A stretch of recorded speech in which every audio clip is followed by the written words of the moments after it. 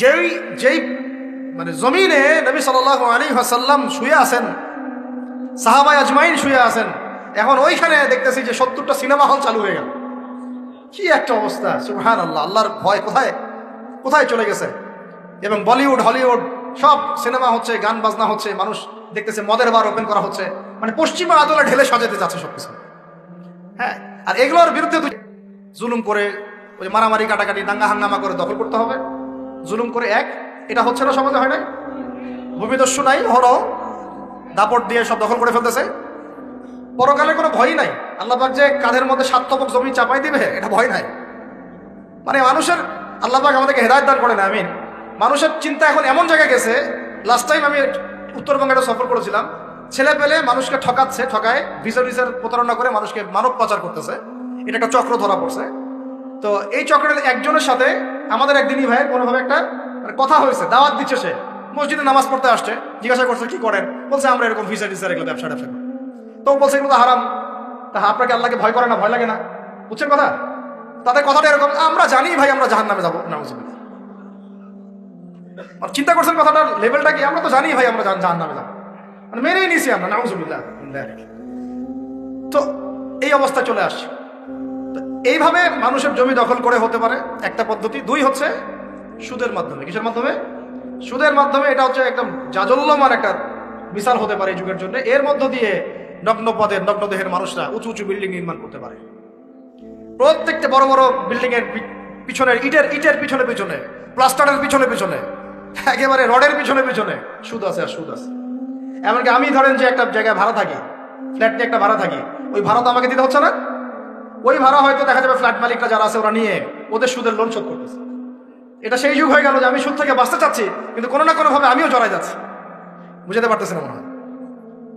আপনি খাচ্ছেন না, কিন্তু আপনাকে আপনার রিজিককে পুঁজি করে আপনি সমর্থন করতেছেন, বা আপনাকে করতে হচ্ছে, বাধ্য হয়ে যাচ্ছেন আপনি।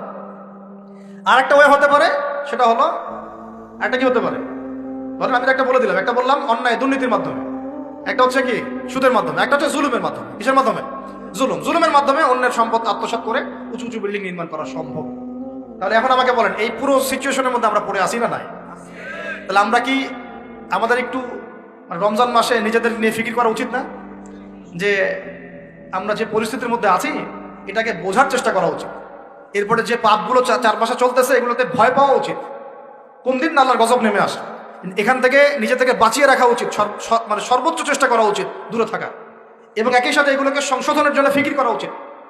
এই সংশোধন একা একা হবে না, এই সংশোধনের জন্য দরকার ব্যক্তিগত উদ্যোগ, উলামায়ে কেরামের পদক্ষেপ, তাদের ঐক্য, মসজিদ মাদ্রাসার ভূমিকা, সর্বোপরি রাষ্ট্র শক্তির একটা ভূমিকার দরকার আছে। আমি বুঝাই একটা জিনিস আপনাকে।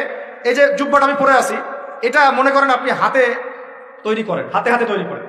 যে টেলার আছেন আমাদের, হাতে তৈরি করেন পাঞ্জাবি, আর আপনার একটা জুব্বা তৈরি করার ফ্যাক্টরি আছে। উৎপাদন কোনটার বেশি হবে বলেন? যে হাতে তৈরি করে ও বেশি উৎপাদন করতে পারবে, না যে ফ্যাক্টরি দিয়েছে সে বেশি উৎপাদন করতে পারবে? ইসলামী রাষ্ট্র হচ্ছে এরকম একটা ফ্যাক্টরি, যেটা চাইলে অনেক অনেক বেশি ভালো ভালো প্রোডাক্ট জনগণকে খুব দ্রুত সময় দিতে পারে। আমি দাওয়া দিয়ে যতটুকু ইসলাম এবং সংশোধন করতে পারবো, একজন ওমরের মতো রাষ্ট্রপ্রধান চাইলে পুরো সমাজটাকে অনেক সহজেই সংস্কার করতে পারবে।